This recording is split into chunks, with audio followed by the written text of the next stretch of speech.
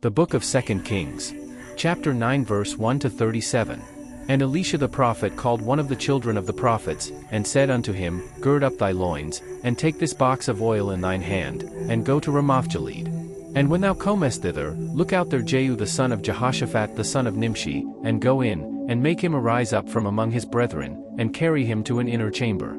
Then take the box of oil, and pour it on his head, and say, Thus saith the Lord, I have anointed thee king over Israel. Then open the door, and flee, and tarry not.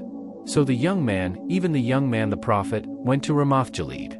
And when he came, behold, the captains of the host were sitting, and he said, I have an errand to thee, O captain. And Jehu said, Unto which of all us? And he said, To thee, O captain. And he arose, and went into the house, and he poured the oil on his head, and said unto him, Thus saith the Lord God of Israel, I have anointed thee king over the people of the Lord, even over Israel. And thou shalt smite the house of Ahab thy master, that I may avenge the blood of my servants the prophets, and the blood of all the servants of the Lord, at the hand of Jezebel. For the whole house of Ahab shall perish, and I will cut off from Ahab him that pisseth against the wall, and him that is shut up and left in Israel. And I will make the house of Ahab like the house of Jeroboam the son of Nebat, and like the house of Baasha the son of Ahijah. And the dogs shall eat Jezebel in the portion of Jezreel, and there shall be none to bury her. And he opened the door, and fled. Then Jehu came forth to the servants of his lord, and one said unto him, Is all well? Wherefore came this mad fellow to thee? And he said unto them, Ye know the man, and his communication. And they said, It is false, tell us now. And he said, Thus and thus spake he to me, saying, Thus saith the Lord, I have anointed thee king over Israel. Then they hasted, and took every man his garment, and put it under him on the top of the stairs, and blew with trumpets, saying, Jehu is king. So Jehu the son of Jehoshaphat the son of Nimshi conspired against Joram. Now Joram had kept Ramoth-Gilead, he and all Israel, because of Hazael king of Syria.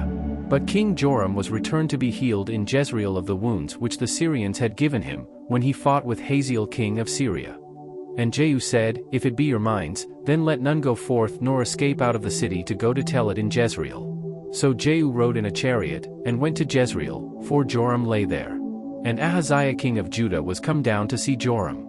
And there stood a watchman on the tower in Jezreel, and he spied the company of Jehu as he came, and said, I see a company. And Joram said, Take an horseman, and send to meet them, and let him say, Is it peace? So there went one on horseback to meet him, and said, Thus saith the king, Is it peace?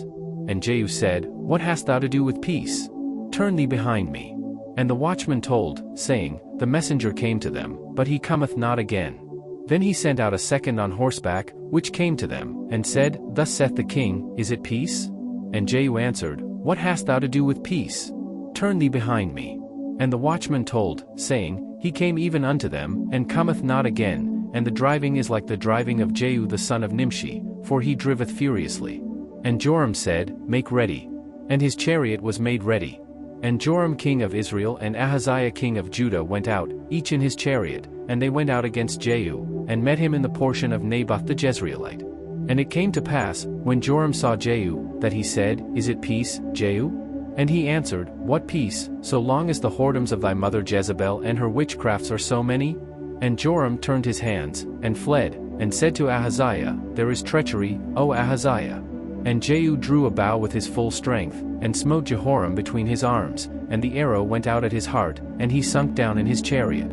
Then said Jehu to Bidkar his captain, Take up, and cast him in the portion of the field of Naboth the Jezreelite, for remember how that, when I and thou rode together after Ahab his father, the Lord laid this burden upon him. Surely I have seen yesterday the blood of Naboth, and the blood of his sons, saith the Lord, and I will requite thee in this plat, saith the Lord.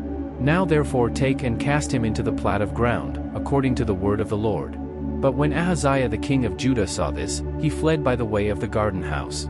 And Jehu followed after him, and said, Smite him also in the chariot. And they did so at the going up to Gur, which is by Iblim. And he fled to Megiddo, and died there. And his servants carried him in a chariot to Jerusalem, and buried him in his sepulchre with his fathers in the city of David. And in the 11th year of Joram the son of Ahab began Ahaziah to reign over Judah. And when Jehu was come to Jezreel, Jezebel heard of it, and she painted her face, and tired her head, and looked out at a window. And as Jehu entered in at the gate, she said, Had Zimri peace, who slew his master? And he lifted up his face to the window, and said, Who is on my side? Who? And there looked out to him 2 or 3 eunuchs. And he said, Throw her down. So they threw her down, and some of her blood was sprinkled on the wall, and on the horses, and he trode her under foot. And when he was come in, he did eat and drink, and said, Go, see now this cursed woman, and bury her, for she is a king's daughter. And they went to bury her, but they found no more of her than the skull, and the feet, and the palms of her hands. Wherefore they came again, and told him. And he said, This is the word of the Lord, which he spake by his servant Elijah the Tishbite, saying, In the portion of Jezreel shall dogs eat the flesh of Jezebel. And the carcass of Jezebel shall be as dung upon the face of the field in the portion of Jezreel, so that they shall not say, This is Jezebel.